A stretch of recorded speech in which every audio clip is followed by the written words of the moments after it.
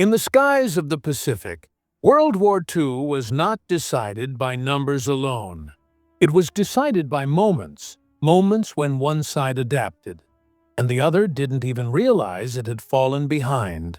By 1943, Japanese fighter pilots were still feared, skilled, experienced, and confident. But quietly, without fanfare or headlines, the United States made a change to one aircraft, a change so subtle that Japanese aces never noticed it at first. They thought they were fighting the same enemy. They were wrong, and by the time the truth became clear, the balance of air power had already shifted forever. Before we dive deeper into this story, take a moment to like this video. It really helps support historical documentaries like this.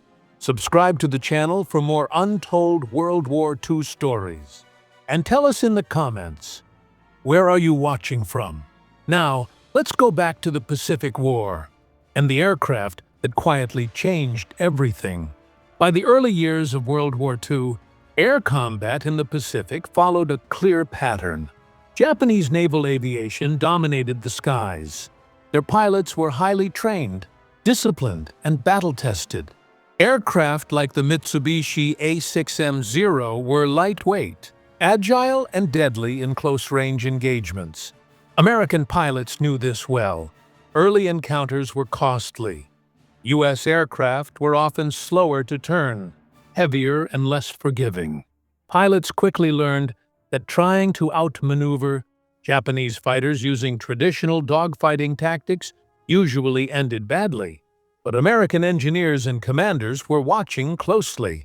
Instead of trying to copy Japanese aircraft design, the U.S. Navy chose a different philosophy: survivability over agility, firepower over finesse, and most importantly, adaptability. That philosophy would soon take shape in the form of a new fighter aircraft, the Grumman F-6F Hellcat. At first glance, the Hellcat did not impress Japanese pilots. It was larger, heavier, less elegant in the air. Early combat reports from Japanese aviators described it as sturdy but predictable. Many assumed it was just another American plane relying on numbers rather than skill. That assumption became a fatal misunderstanding. The Hellcat was not designed to win turning contests. It was designed to control engagements. Thick armor protected the pilot. Self-sealing fuel tanks increased survivability, and its powerful engine allowed it to dive faster, climb efficiently, and recover quickly. But the most important changes were not obvious from the outside. American engineers were quietly refining the Hellcat in response to real combat data. Every engagement was studied, every loss analyzed. Instead of dramatic redesigns, they introduced subtle improvements, changes that enhanced performance without altering the aircraft's overall appearance. Japanese pilots continued to believe they understood the Hellcat. They did not. Meanwhile, the U.S. Navy focused heavily on pilot training. New tactics were developed to exploit the Hellcat's strengths. Pilots were taught when to engage, when to disengage, and how to dictate the terms of combat. One tactic became especially effective: hit-and-run attacks. Hellcat pilots would dive from higher altitude, strike quickly, then climb away before Japanese fighters could respond. The Hellcat's durability allowed pilots to escape situations that would have destroyed lighter aircraft. Over time, these encounters produced a strange pattern. Japanese pilots were still skilled, still brave, still aggressive, but their victories became fewer, their losses more frequent. What confused them most was this: the Hellcats they faced seemed tougher, faster, more difficult to counter than before. Yet they looked exactly the same. No announcement had been made, no dramatic reveal, just quiet improvement. By mid-1943, something fundamental had shifted in the Pacific Air War. The skies were no longer neutral ground. They were becoming increasingly hostile to Japan's once dominant air forces. And the reason wasn't one massive breakthrough. It was a hidden upgrade. one the enemy never saw coming. By the time the Hellcat began appearing regularly over the Pacific, Japanese pilots believed they understood it. They had faced American aircraft before. They had studied silhouettes, performance traits, and common tactics. In their minds, the Hellcat was simply a tougher version of earlier U.S. fighters, not something fundamentally different. That belief would soon be tested. What Japanese aviators didn't know was that the Hellcat was not a static machine. It was evolving, quietly, continuously, and deliberately. Unlike earlier aircraft programs, the Hellcat's development did not stop when it entered combat. It accelerated. After every major engagement, U.S. Navy engineers reviewed combat reports in detail. Pilots described what worked, what failed, and what nearly cost them their lives.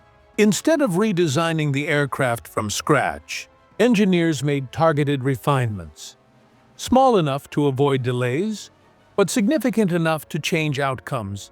One of the most important improvements involved visibility and situational awareness. Early Pacific air battles revealed a critical weakness shared by many aircraft of the era. Pilots often never saw danger coming. Split-second awareness meant survival. The Hellcat's cockpit design was quietly adjusted to improve sightlines, reduce blind spots, and allow pilots to track enemies more easily during high-speed maneuvers. Japanese pilots began reporting something unusual. American fighters were reacting faster, turning at the right moment, breaking away just before it was too late. These reactions felt less like luck and more like foresight. Another refinement focused on engine reliability and power management. The Hellcat's Pratt & Whitney engine was already strong, but engineers fine-tuned how power was delivered during dives and climbs. This gave Hellcat pilots better control during vertical maneuvers, an area where Japanese fighters had once dominated. In combat, this translated into something subtle but devastating. American pilots could choose when to engage and when to disengage. The fight no longer depended on who could turn tighter. It depended on who controlled altitude and speed. Japanese pilots noticed the change, but misinterpreted it. They assumed American pilots were becoming more aggressive, more reckless. In reality, they were becoming more confident, because the aircraft now worked with them, not against them. Perhaps the most underestimated upgrade was structural. The Hellcat's airframe was reinforced to withstand stress that would have crippled lighter aircraft. High-speed dives, abrupt pullouts, and near misses no longer forced pilots to abandon fights early. The aircraft absorbed punishment and kept flying. Japanese pilots, trained in lightweight fighters, relied on precision and timing. But as engagements dragged on, they found themselves losing endurance battles. Not because of skill, but because their aircraft simply couldn't absorb the same demands. And still, from the outside, nothing looked different. No dramatic silhouette change, no obvious new weapon, no visible warning. This created a dangerous illusion. Japanese command believed air losses were due to pilot fatigue, supply issues, or temporary tactical mistakes. They did not realize they were facing an aircraft that had quietly crossed a threshold, from competitive to dominant. Meanwhile, American pilots trusted their machines more with each passing mission. That trust changed behavior. Hellcat pilots were willing to press attacks longer, dive deeper, and escape situations that once would have been avoided. Confidence replaced caution, not because of arrogance, but because experience confirmed reliability. By late 1943, the pattern was undeniable. Where Japanese pilots once dictated the flow of combat, they now found themselves reacting. Where they once chose engagements, they were now drawn into unfavorable positions. Losses mounted not in dramatic clashes, but through steady attrition. The Hellcat wasn't winning battles with spectacle. It was winning them with consistency. And somewhere in the skies above the Pacific, Japanese aces began to realize something unsettling. They were no longer fighting the same enemy they had mastered before. But by then, it was already too late. By early 1944, the air war over the Pacific no longer felt the same. For the first time since the conflict began, Japanese pilots were entering combat with uncertainty. The confidence that once defined their aerial dominance had begun to erode, not because they had lost skill, but because the rules of the fight had quietly changed. Encounters with the Hellcat followed a new pattern. Japanese pilots would climb to intercept, expecting familiar behavior. But the American fighters did not engage on predictable terms. They attacked from above, struck with precision, and disengaged before a counter could form. Attempts to draw them into turning contests often failed. The Hellcats simply refused to play that game. This was not improvisation. It was doctrine. U.S. Navy squadrons had standardized tactics that maximized the Hellcat's evolving strengths. Pilots were instructed to maintain altitude advantage at all times. Speed became a weapon. Patience became a strategy. Individual heroics were discouraged in favor of coordinated action. Japanese pilots, trained to rely on instinct and mastery of their aircraft, found themselves facing something unfamiliar. A system that punished even small mistakes. The psychological impact was profound. Combat reports began to change tone. Pilots described American fighters as persistent and difficult to escape. Engagements that once ended quickly now dragged on until Japanese aircraft were forced to break away or failed to return at all. More troubling was the sense of invisibility. Japanese pilots rarely saw the moment they lost control of the fight. There was no dramatic reversal, no clear turning point, just a gradual realization that every engagement felt slightly worse than the last. Behind the scenes, Japanese aviation faced mounting challenges. Fuel shortages reduced training hours. Replacement pilots arrived with limited experience. Aircraft maintenance suffered under constant pressure. Meanwhile, American production lines delivered Hellcats in numbers that ensured consistent quality and availability. But numbers alone do not explain what happened next.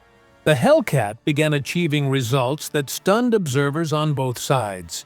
In some engagements, American pilots returned reporting multiple victories with minimal losses. These outcomes were not attributed to luck. They were repeatable. The aircraft had reached maturity.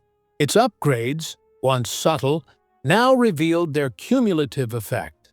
Improved survivability meant pilots returned from missions that would have ended earlier in the war. Improved performance meant tactical mistakes were recoverable. Improved awareness meant fewer surprises. Japanese pilots noticed something else.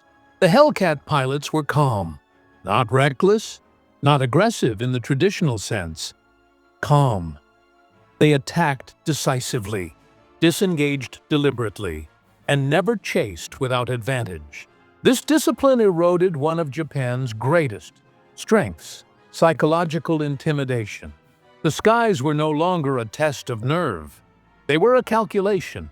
By mid-1944, air superiority had shifted decisively. Japanese command could no longer contest control of the air over key operations. Missions once considered routine now required escorts that were no longer sufficient. Defensive formations thinned, losses accumulated, and still, no one had announced a breakthrough. There was no single upgrade to point to, no dramatic moment where the Hellcat became something else. Instead, it had evolved beyond expectations, both its enemies and its own. The Japanese aces had trained for a war of skill and maneuver. They were now fighting a war of systems, production, and adaptation. And in that war, the Hellcat was nearly unbeatable. As one American pilot later reflected, the secret wasn't that the Hellcat was perfect. It was that it kept getting better, while the enemy remained locked in an earlier version of the fight. The balance had not shifted overnight. It had tilted, slowly, quietly, and permanently. By late 1944, the outcome of the Pacific Air War was no longer in doubt.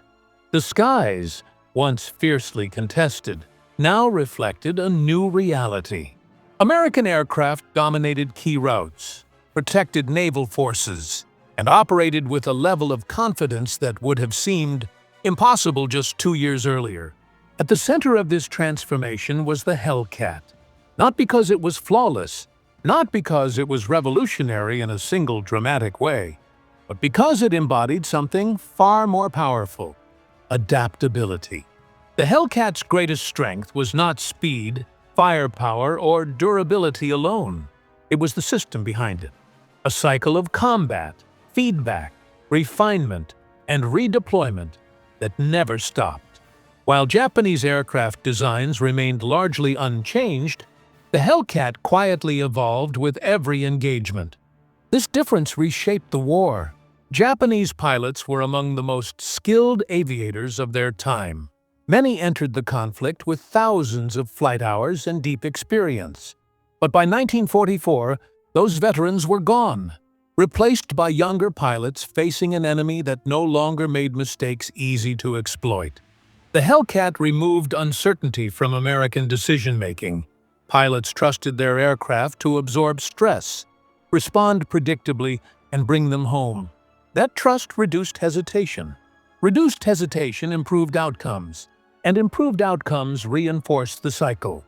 The result was a steady, undeniable shift. Japanese command recognized the problem, but solutions came too late.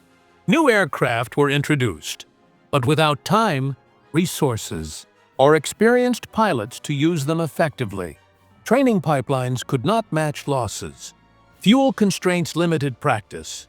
Maintenance became increasingly difficult. Meanwhile, Hellcats continued arriving, refined, reliable, and familiar. American squadrons rotated pilots through combat and training roles, spreading experience. Tactical knowledge became institutional, not individual.